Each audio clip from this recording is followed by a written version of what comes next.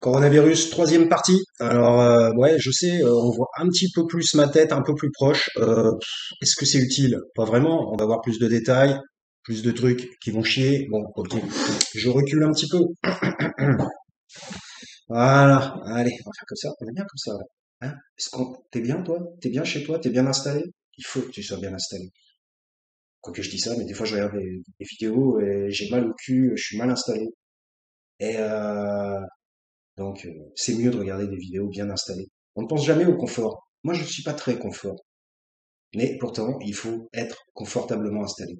Vous allez vous dire, eh, mais ce mec, il est confortablement installé, là, puisque il a un beau fauteuil, et, un beau fond, enfin, un beau fond, on va dire, c'est à peu près correct, un beau meuble, derrière. Mais comme je vous le rappelle, je suis dans la maison de ma mère, ça n'est pas, ma maison, enfin, si, maintenant, ça va devenir ma maison, probablement un petit peu, mais, ça n'est pas moi qui ai créé, construit tout ce qui se passe ici, quoi.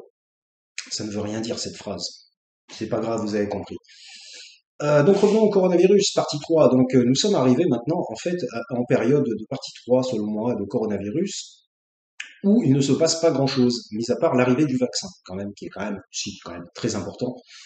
Alors ce vaccin, nouvelle technique, travaille sur l'ARN messager apparemment, premier vaccin de type génétique, donc autant vous dire qu'on ne sait pas exactement ce que ça va donner puisque c'est le premier vaccin. Enfin, je crois que c'est le premier, du moins il devait faire de la recherche là-dessus déjà depuis un certain temps, mais il n'y avait pas eu l'opportunité de l'utiliser, d'en créer pour l'instant. Et là, vu l'incidence de la pandémie, ils se sont tous mis ultra rapides à en faire un et, euh, donc à sortir des nouveaux vaccins avec ARN messager. Moi, ce qui m'étonne déjà, et ce qui montre le peu de, de travail entre les différents pays les différentes recherches des pays, c'est qu'ils n'ont pas fourni de vaccins en collaboration. Voilà, bon, s'il y a peut-être un mec qui est français et qui travaille aux États-Unis, je sais pas quoi, bon, je parle pas des choses privées d'un gars qui serait expatrié, voilà, machin. Il n'y a pas eu de collaboration. C'est pas bon, bah vous me donnez vos résultats de recherche concernant le vaccin et nous on va les utiliser, on va essayer de les améliorer, ainsi de suite. Et si ils avaient fonctionné comme ça, eh bien il y aurait beaucoup plus de résultats, je pense. Alors après, bon, les vaccins ont l'air sensiblement bien marché, mais il va falloir attendre, je pense, quelques mois pour être sûr et certain des résultats et pourquoi pas des problèmes d'effets secondaires et tout. Ils commencent à en parler aujourd'hui. Toujours le 15 février, hein, je fais les vidéos à la suite, hein, c'est mes premières vidéos. Comme vous le savez, pas de montage, pas de chichi, tout sort brut directement de mon cerveau. Donc voilà. Donc concernant les vaccins, ils auraient pu travailler comme j'aime bien cette expression de concert, car je suis musicien. Ils auraient pu travailler de concert pour améliorer et travailler ensemble pour que le vaccin soit plus diffusé, de meilleure qualité, pour augmenter la recherche sur le vaccin. Bah non, qu'est-ce qu'ils ont fait en fait? Chaque pays qui avait les dispositions pour le faire ont sorti leur propre vaccin. Alors, ça vous étonne pas ça? Alors, est-ce que c'était trop difficile de travailler de concert pour faire, alors peut-être pas forcément un vaccin, mais pourquoi pas deux ou trois vaccins, en étant beaucoup plus sûr du résultat et de l'utilité du vaccin, plutôt que faire chacun dans son coin. Parce qu'en fait, c'est ça. Il y en a combien? Il y en a cinq ou six, je ne sais plus exactement. Il y en a quatre, il y en a trois. Il y a Pfizer, Moderna, je les ai pas tous retenus, hein. Il y en a d'autres qui sont moins connus parce que ça dépend si on nous en parle ou pas. Je vois mal un mec aller sur Internet chercher le nom de tous les types de vaccins qui sont sortis depuis 4 mois. Enfin, ça doit pas intéresser plus de monde que ça pour l'instant. Et donc, il y a des vaccins qui sortent un peu de partout. Et ils éclosent un peu comme des poussins sortent d'un œuf. C'est vachement étrange quand même. Alors là, on est dans une guerre commerciale, c'est évident. C'est à qui sortira le vaccin le plus efficace, parce que qui dit vaccin plus efficace dit que c'est lui qui le vendra, hein, ce qui vendra le plus. Si le vaccin est perçu comme plus efficace, effectivement, il va pouvoir augmenter son prix de vente, puisqu'ils vont dire, bah écoutez, ils vont dire mon vaccin est très efficace par rapport à l'autre, il y a moins d'effets secondaires par exemple, donc bah il coûte plus cher. Ils vont bien voir le côté Le côté financier, c'est évident. On sait très bien que les grandes firmes pharmaceutiques qui doivent produire ces vaccins, grandes ou moins grandes, connues ou moins connues, on sait très bien comment ils fonctionnent. Ils fonctionnent à coup de pognon, quoi. Ils sont même capables, il y a eu énormément de scandales comme le Mediator, par exemple, et ils sont même capables de laisser sur le marché quelque chose qu'ils savent nocif. Donc, en disant bon allez, il n'y a pas beaucoup de monde qui en prennent, il suffit qu'ils ferment leur gueule et puis comme ça on n'aura pas de soucis et puis tout se passera bien quoi. Donc là, personnellement, je pense que c'est un effet de la globalisation financière et de l'ultralibéralisme qui a créé en fait des vaccins qui sortent un peu de partout. Par contre, le problème, c'est qu'ils n'ont pas l'air tous d'être au même niveau. Alors c'est un peu, on se croirait un petit peu comme une offre de que je sais pas comment ça s'appelle dans les trucs, dans la guerre économique, une, une offre, un lancement d'offre, quoi. Ah ben, vous avez un problème de pandémie, vous? Bah, écoutez, moi j'ai un vaccin à vous proposer. Ah ouais, ah ben, montrez-le-moi votre vaccin. Est-ce qu'il est bien? Il est beau? Il marche bien? Ouais, ouais. Ça, franchement, c'est le meilleur, hein. Non, mais franchement, on est dans une pandémie. Qu'est-ce que vous voulez faire ce genre d'activité économique sur finalement, si vous y réfléchissez, sur la mort des gens, sur le dos d'une crise sanitaire? Ça n'est pas normal. Bon, voilà.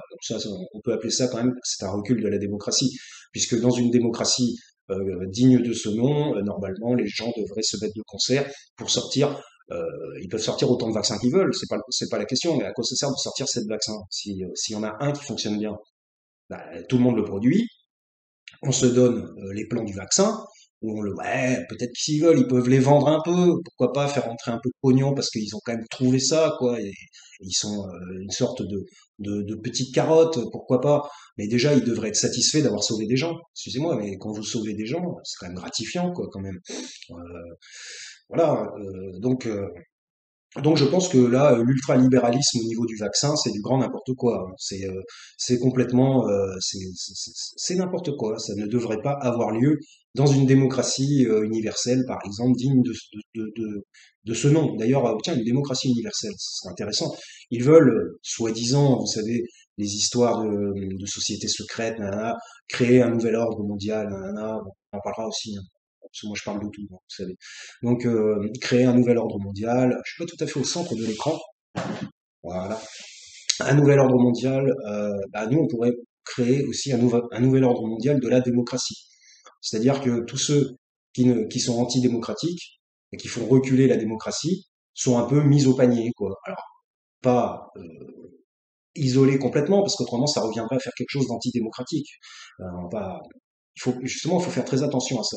Mais à ne pas tomber soi-même dans le piège antidémocratique en voulant faire de la démocratie, ce que fait exactement la République en marche, hein. C'est sous le couvert, le nom glorieux de démocratie ils nous font passer des lois en disant ah oui oui ça c'est pour l'avancée des libertés et le progressisme. Alors le progressisme c'est un mot qui ne veut rien dire. Il vaut mieux progresser que régresser.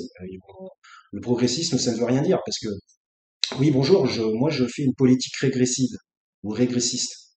Et qui veut d'une politique régressiste? Régressiste vers quoi? Vers le Moyen Âge, vers les années 40, vers le XVIIIe siècle, vers quoi? Le siècle des Lumières, l'homme de Néandertal? On ne comprend pas. Donc forcément, une politique progressiste, c'est la palissade, quoi. C'est forcément accepté. Une politique doit faire progresser la population et progresser l'environnement dans lequel vit la population. Donc voilà, donc ça ne veut rien dire les progressistes pour moi. Euh, donc revenons au coronavirus. Eh bien, ils ont par la suite en fait donc fait les vaccins. Donc voilà, donc là on a des vaccins dans tous les sens. On apprendra à savoir s'ils sont nocifs ou pas nocifs. Bah, on en est au vaccin. Finalement, vous voyez, je n'ai pas dit grand-chose que vous ne sachiez déjà. On en est au vaccin, mis à part qu'on a parlé un petit peu de pourquoi les vaccins, comment les vaccins. Et là, on en est au vaccin. Donc il faut attendre, il faut attendre. Ça continue de monter. Là, ça baisse un petit peu, comme je vous l'ai expliqué, à cause de la météo, selon moi, récemment. Il va falloir attendre encore et voir si l'augmentation se poursuit sur la durée. Moi, je dirais environ dans un mois, on en saura beaucoup plus. Voilà, on est le 15 février. 15 février, même dans 2 semaines, hein. Dans 2 semaines, est-ce que ça continue à progresser ou est-ce que ça régresse? Ça n'est pas compliqué. Si ça progresse, eh ben, ça veut dire que la pandémie n'est absolument pas maîtrisée. Alors, il est normal que aussi, avec le confinement et les vaccins, parce que j'ai oublié les vaccins, avec les vaccins, forcément, il va y avoir une diminution probablement des cas.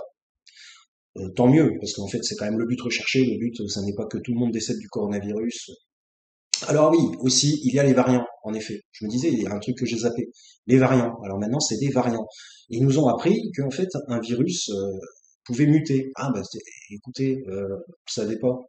On en avait déjà entendu parler, nous ne sommes pas des spécialistes, c'est vrai, mais nous savons qu'un virus peut muter. C'est même d'ailleurs le devenir d'un virus. En fait, si vous y intéressez un tant soit peu, vous savez pertinemment que les Vilnius, non, ça c'est un truc, c'est une capitale, non, euh, les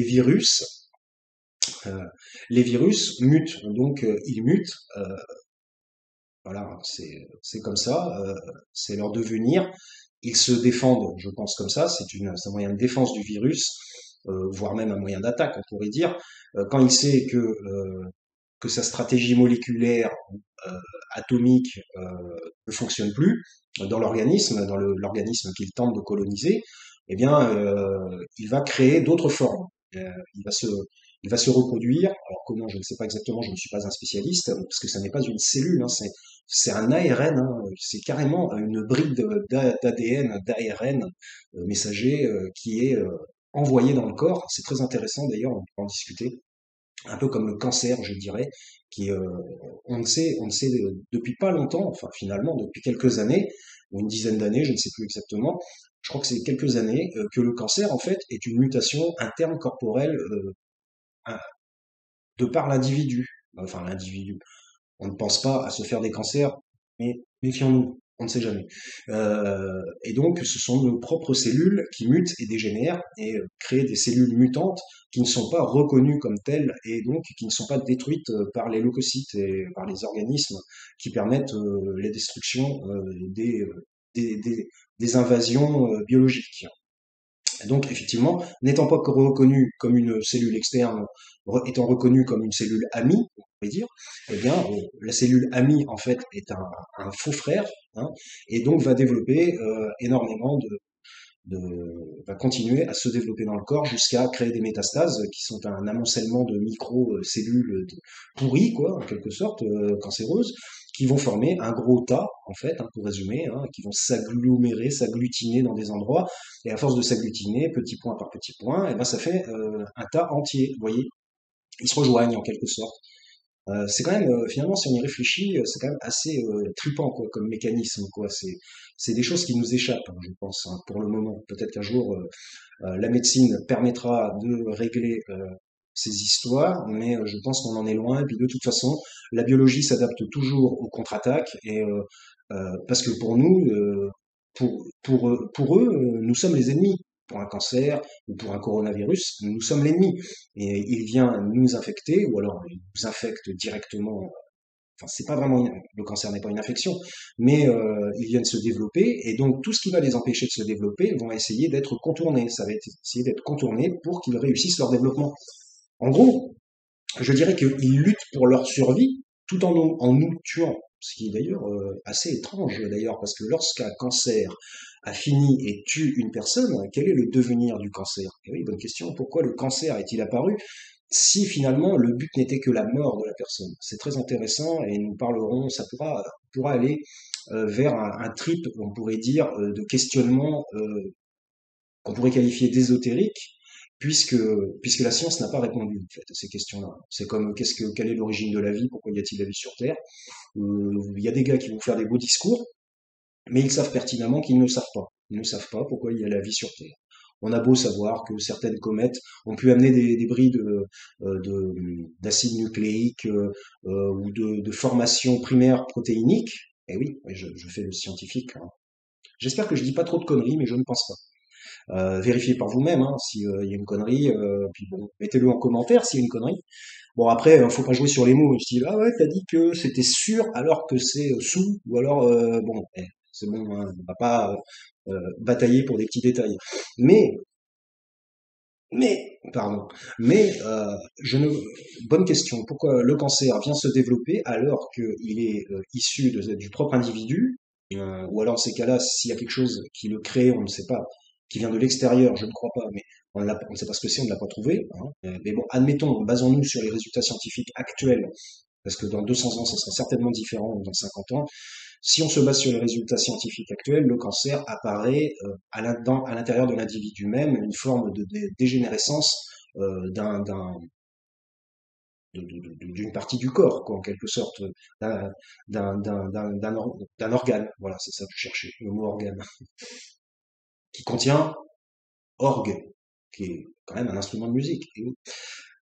Donc revenons au coronavirus. Eh bien écoutez, là il y a les variants. Alors donc il y a la mutation de l'ARN.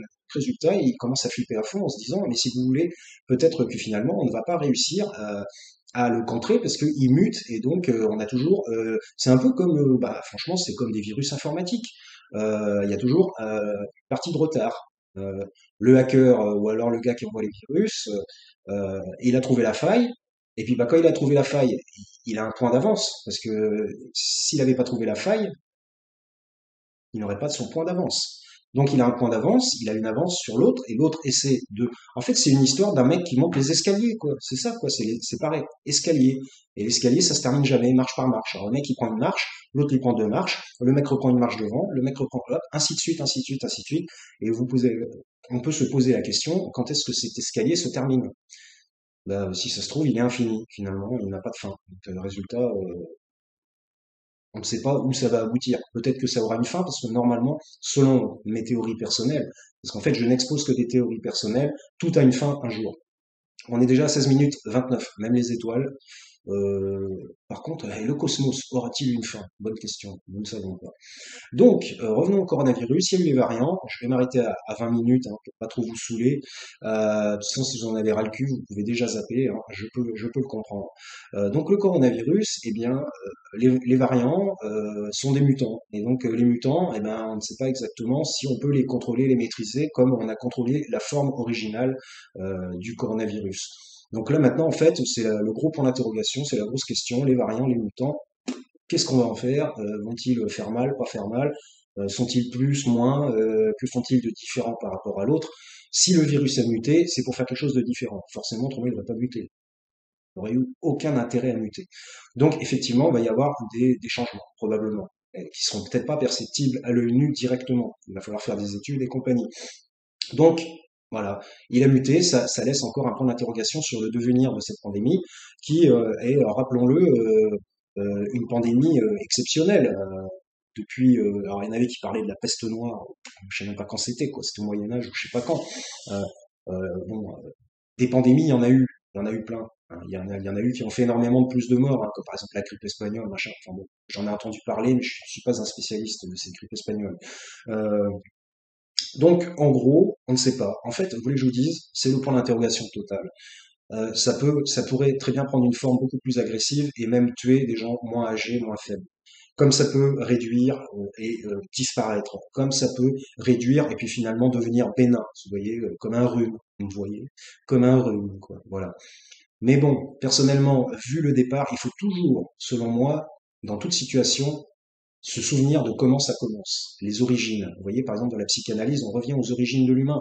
On parle du petit enfant, on parle du développement mental de l'enfant dès sa naissance, alors que personne n'y avait songé avant, quoi. Vous voyez. Et on est en devenir par rapport à ce qu'on a été. Donc, déjà, je trouve que la pandémie de coronavirus est quand même assez agressive dès le début. On est quand même à, je vous rappelle, environ 2 millions 300 000 morts sur la planète. C'est pas mal. On est, que je dise pas de bêtises, 7 milliards environ, en gros 7 milliards. Bon, par contre, dans les 7 milliards, il faut compter 1,5 milliard de Chinois, 1,5 milliard d'Indiens. Vous voyez? Donc là, vous faites 7 moins 3. Eux, on les enlève, ils sont dans leur trip, dans leur pays, c'est un machin. On les enlève. Donc combien reste-t-il? Hein? Il reste 4 milliards. Donc en fait, 4 milliards de reste de gens sur la planète. Donc, vous voyez que sur 4 milliards, il y a quand même 2 300 000 morts. Alors, c'est pas un chiffre exceptionnel, exceptionnellement important, mais c'est quand même déjà une bonne dose, quand même. 2 300 000 morts. Euh, on dirait une guerre qui a un petit peu éclaté, qui pendant 4 mois, 5 mois a fait énormément de morts. Ça peut être au niveau d'une guerre. Bon, évidemment, ça n'a rien à voir. Après, Emmanuel Macron parle de guerre, c'est pas pour euh, aller dans son sens que je dis ça, hein. C'est juste par rapport au nombre de décès. Euh, ça n'est pas une guerre contre le virus. Et le mec, il va se battre aussi contre le vent. Il va dire, oh putain, il y a du vent aujourd'hui. Je suis en guerre contre le vent. Non mais mec, prends un paravent, va dans une maison, quoi, j'en sais rien. Abrite-toi, quoi. Tu ne seras pas en guerre contre le vent. Laisse passer le vent. Et bon vent. Voilà. Et donc, on verra. Moi, je trouve que quand même, ça a commencé quand même relativement fort, hein, cette histoire de pandémie. Hein. Faut pas prendre ça à la légère. Il y en a qui disent, au début, il y en a qui disent, ouais, mais c'est n'importe quoi. On meurt autant de la grippe, Ouais, bah, aujourd'hui, ferme leur gueule, hein. 2 300 000 décès en bientôt un an, en février, mars, février. Ouais, on va dire un an, parce que ça a commencé en février, en Chine. Ça a commencé beaucoup plus tôt, même avant, décembre ou je sais pas quoi. Mais ils l'avaient pas dit. Ils se disaient, ouais, attendez, si on peut garder ça pour nous, que personne n'est au courant, et qu'on l'éradique, c'est bien, hein, les gens ils sont pas au courant, et puis c'est un peu la technique du gouvernement chinois, mettre sous le tapis, on met la poussière sous le tapis, on aplatit bien pour pas qu'on voit de bosse, et puis c'est bon, hein, personne n'aura vu qu'il y avait de la poussière, hein, voilà. Donc c'est un peu la technique. Malheureusement, ils se sont fait dépasser par les événements. Donc bah voilà, les variants, on va voir ce que ça va donner. Pour l'instant, on est en point d'interrogation toujours.